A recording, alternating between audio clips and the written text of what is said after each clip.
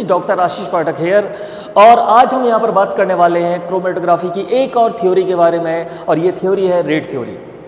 इसके पहले last video में हमने बात की थी प्लेट थ्योरी के बारे में। अगर आपने वो वीडियो नहीं देखा है तो सबसे पहले मैं रिकमेंड करूंगा कि आप उस वीडियो को जरूर देखें और उस वीडियो को देखने के बाद ही आप इस वीडियो पे आएँ। उस वीडियो का जो डिस्क्रिप्शन है वो मैं यहाँ पर लिंक में यहाँ पर दे दूंगा और यहाँ पर उसके बाद जो पार्ट हमने लास्ट वीडियो में कंप्लीट किया था उसके बाद हम यहाँ पर स्टार्ट करेंगे रेट थ्योरी के बारे में। तो चलिए स्टार्ट करते हैं रेट थ्योरी।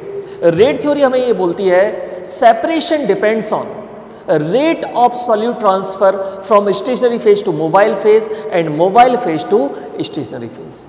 जो सेपरेशन है सॉल्यूट का, जो सेपरेशन है जिसको बाद में हम एल्यूआइड बोलने लगे क्योंकि एल्यूशन वर्ड वहाँ पे दे दिया है क्रोमेटोग्राफी में, तो जो सॉल्यूट का separation it depends on rate of solute transfer from stationary phase two mobile phase two stationary phase. यहाँ पर हम देखते हैं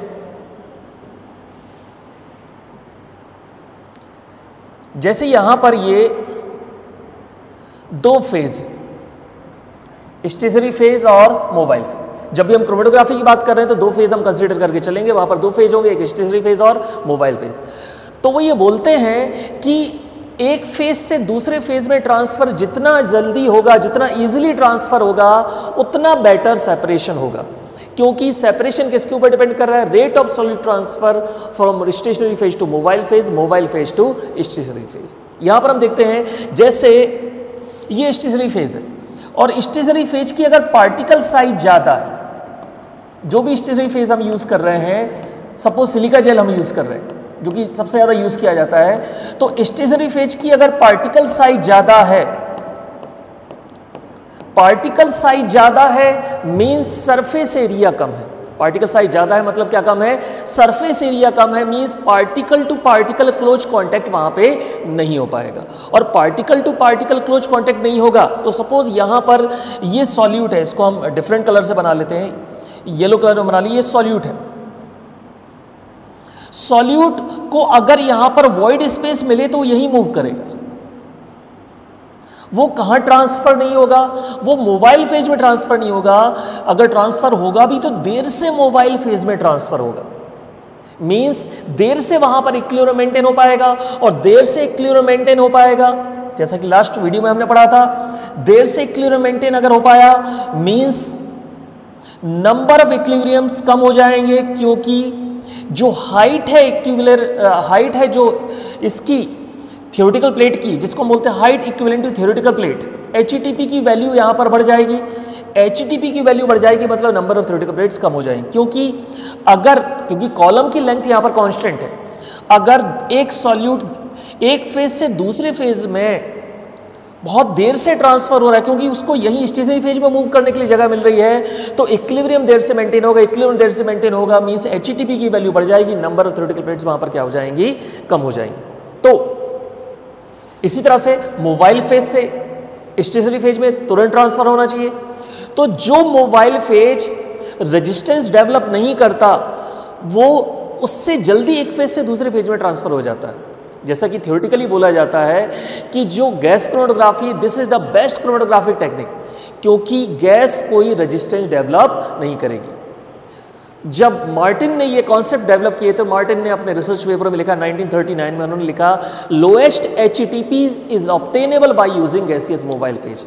मींस अगर आप गैसियस मोबाइल फेज यूज कर रहे हैं तो लोएस्ट HTP की वैल्यू हमें वहां पे मिलेगी, means number of theoretical plates बढ़ जाएंगी, सेपरेशन वहां पर कैसा हो जाएगा? बेस्ट सेपरेशन वहां पर हमें देखने को मिलेगा।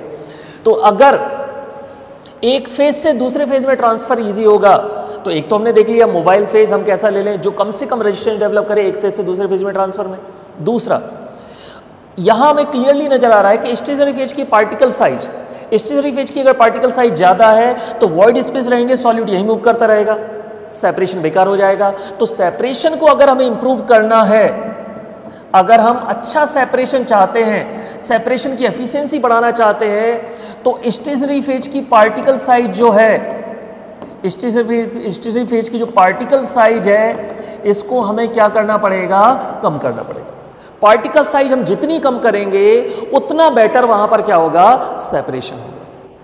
सिंपल हम समझते हैं इसको कि पार्टिकल साइज आपने ज़्यादा रखी है, जैसे कि आपने देखा होगा कि अगर बॉल, आप इमेजिन करो बॉल है, बॉल की पार्टिकल साइज ज़्यादा है तो बीच में वॉइड स्पेस वहाँ पे रहेगा।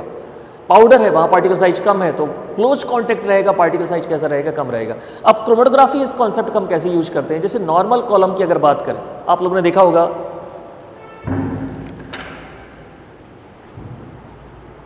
ये नॉर्मल कॉलम है आपके साथ, ये नॉर्मल कॉलम है।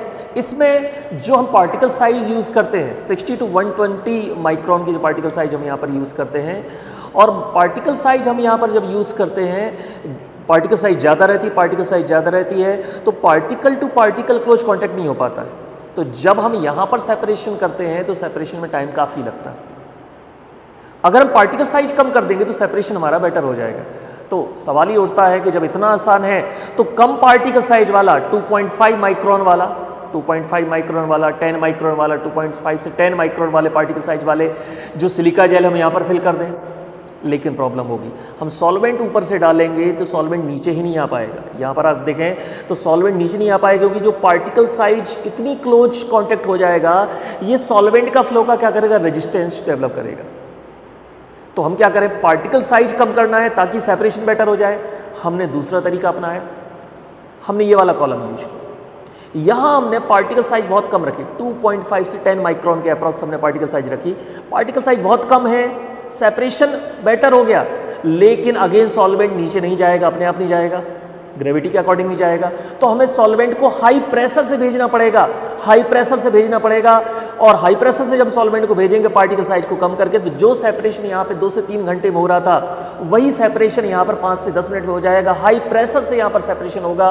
और ये सामने आप जो कॉलम आपको नजर आ रहा है, ये कॉलम किसका है, high performance liquid chromatography, HPLC। Actually इसका शुरुआत में नाम क्या था, हाई प्रेशर लिक्विड क्रोमेटोग्राफी। लेकिन हम सभी को पता है प्रेशर में परफॉर्मेंस बेहतर हो जाता है।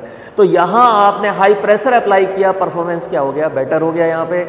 तो दिस इज, आप यहाँ पर जो देख रहे हैं, this you can see here, this is glass का, this is stainless steel column जो यूज़ किया जाता है कहाँ पर, HPLC। ये सिंपल ग्लास कॉलम है जो नॉर्मल कॉलम क्रोमेटोग्राफी में यूज़ किया जाता है। जो बेसिक डिफरेंस है यहाँ पर, ये डिफरेंस कहाँ से निकल के आया, ये डिफरेंस निकल के आया है आपका रेट थ्योरी से। आप पार्टिकल साइज को जितना कम करेंगे सेपरेशन उतना बेटर हो जाएगा। स्टेशनरी फेज की पार्टिकल साइज को जितना कम करेंगे सेपरेशन उतना बेटर हो जाएगा। सेपरेशन बेटर हो जाएगा मीन्स हमारा जो टारगेट है क्रोमेटोग्राफी में, हम क्या करना चाहते हैं, क्रोमेटोग्राफी का बेसिक ही है, chromatography is the technique of separation. तो यहाँ पर हमने दोनों थ्योरीज डिस्कस कर ली। लास्ट वीडियो हमने डिस्कस किया था प्लेट थ्योरी के बारे में, इस वीडियो हमने डिस्कस किया रेट थ्योरी के बारे में। इस तरह के और भी वीडियोस हम लोग लाते रहेंगे। तो अभी तक अगर आपने इस चैनल को सब्सक्राइब नहीं किया है तो सबसे पहले आप इस चैनल को सब्सक्राइब करें ताकि इस तरह के और भी वीडियोस हम आपके लिए लाते रहें और आपको लगातार इससे रिलेटेड नोटिफिकेशन मिलते रहें। तो चलिए मिलते हैं नेक्स्ट वीडियो में, तब तक हैप्पी लर्निंग।